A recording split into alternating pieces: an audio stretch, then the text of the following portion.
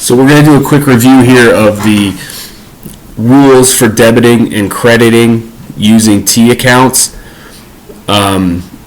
This is a confusing thing right off the bat, so if this doesn't make complete sense, it's fine. Keep watching the videos further on the unit as you go through examples of this, and as we do our homework assignments, hopefully it'll start to clear it up a little bit. But I just want to go over what the rules are for debit and credit for asset, liabilities, and owner's equity.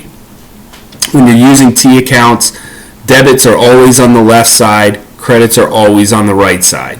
The thing that changes is whether that means increase or decrease, and that depends on the type of account you're dealing with. So anytime you increase an asset account, it's going to show as a debit.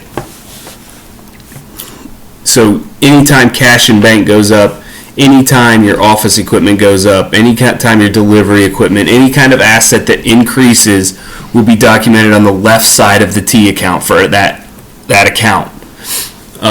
Anytime you have a decrease, it's going to go on the right side under credit. So anytime your cash and bank goes down, you write a check, you sell equipment, you have your accounts receivable paid off, that's going to be a decrease to that asset account, and it will be credited.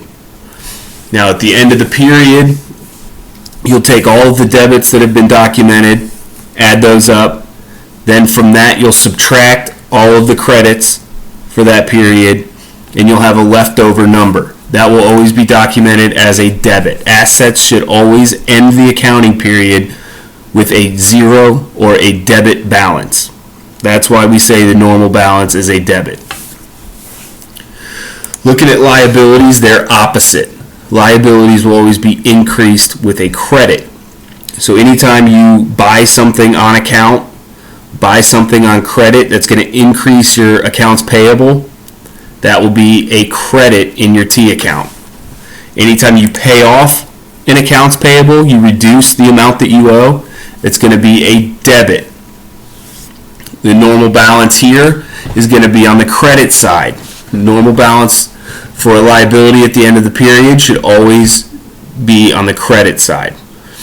Owner's equity follows the exact same rules as liabilities, where owner's equity, if you make an investment into the company, if you have revenue, that will always show as a credit in owner's equity because you're increasing that. Anytime you decrease your owner's equity by paying an expense or making a withdrawal, those are the two big ones, it's going to be a debit in your owner's equity account.